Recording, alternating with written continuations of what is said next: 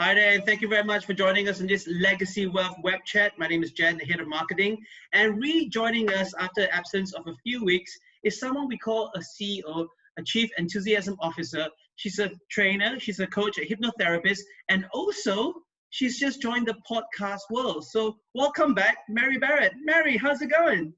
Oh, thank you. Really well, thank you.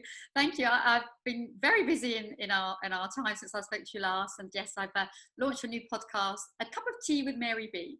So tune in and listen to some motivational tips and words of wisdom that I'm sharing with my listeners. Absolutely. That's on my podcast list as well. But we're here to talk about this phase 2 in Singapore, the circuit breaker, which means we know that restaurants are open. You can only share a table of 5. Shopping malls are open. Schools are reopened. And of course, there's sports and recreation activities as well. But is it still normal to feel stressed during this period? I think people are still very stressed, Jen. And I think that's a knock-on effect of the experience we've been through. I think people are very nervous about going out, about socializing, making social contact. So I think that people are just as stressed as they have been pre these new rules, actually, or this new phase. And just using myself as an example, during this period of uncertainty, I mean, you worried about your family, you worried about your job, you worried about your financial situation. How do you have any tips on how we should tackle this?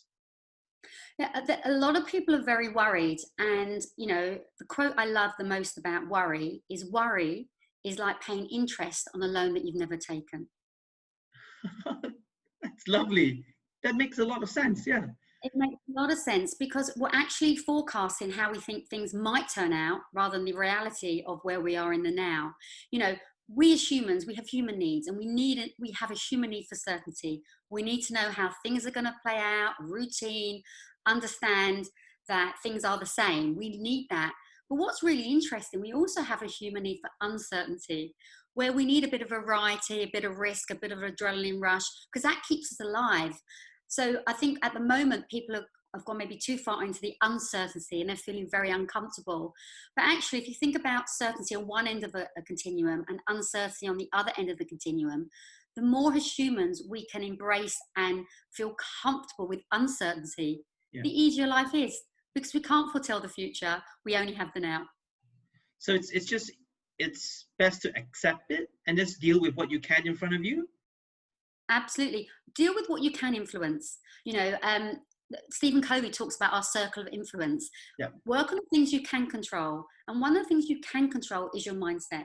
You're in the charge of your own mind and therefore your results. So any work you do on yourself, you are your best asset. Anything you can do to improve your mindset and stop the worry and concentrate on what you're achieving and what you can control now. You know, I always think about the weather. We can't control the weather, but we can control what we wear to combat the weather. We put the sunscreen on when it's hot. We get our rain mats out when it's raining, our Wellington boots. You know, we can control how we deal with the elements around us. And that leads perfectly to the current situation now, because after being in lockdown for 3 months, you kind of get used to it. You've got your routine, but now things are open. You can have a few more meetings outside. You can socialize a bit more, but there's still some anxiety about going out. And is that normal? And then how do you deal with that? Yeah, I think, you know, one of my favorite films is The Shawshank Redemption. And when we went into phase 2, I purposely started Googling people that had been let out of confinement for a period of time. And I was reminded of the old librarian in The Shawshank Redemption when he was released, and he found the world too fast and the pace and things had changed. And I think people felt that when we shifted into phase 2 in Singapore, where we'd got so used to being in our own routine, our own confined, our own safe space, they did feel quite nervous or anxious to go outside into the real world again. So just take it at your own pace, follow the rules of the government. They're guiding us, they're telling us what's best to stop a resurgence of the virus. So it is natural to feel anxiety, but follow the rules. They're there for a reason, and you're going to be okay. And to stretch it a little bit more, I know of some people who are so anxious and worried of actually catching the virus, where they have changed their behavior, where they used to take public transport. They don't do that anymore. either they start driving again, or they'll take a car hire or a taxi. I mean, that fear is very real. I mean, and a lot of steps have been put in place for you to deal with it. What would you suggest they do? Do they go through the same routine where they make sure their hands are clean, the mask on? But how do they deal with that mental side to go, you're doing everything right? It's interesting because in a time of stress, and many people are very stressed at the moment, our normal fears are amplified, magnified, and intensified. So someone had a fear anyway, it's going to get amplified, magnified, and intensified. If you are a healthy human being with a good immune system, and I don't have the scientific numbers, but they're out there, the likelihood of you actually catching this virus is very, very low. However, do the sanitation, wear your mask, keep your social distancing, your physical distancing, and do everything you can. But meanwhile, what you can do, if you have a fear of catching the virus, make sure you're doing everything you can to build your immune system. Do your exercise, eat nutritious food, have healthy habits. And the more you build from the inside, the more protected you are from the outside. I always feel so much better after talking to you, Mary. Because I've got this deal now, I'm ready to face the world.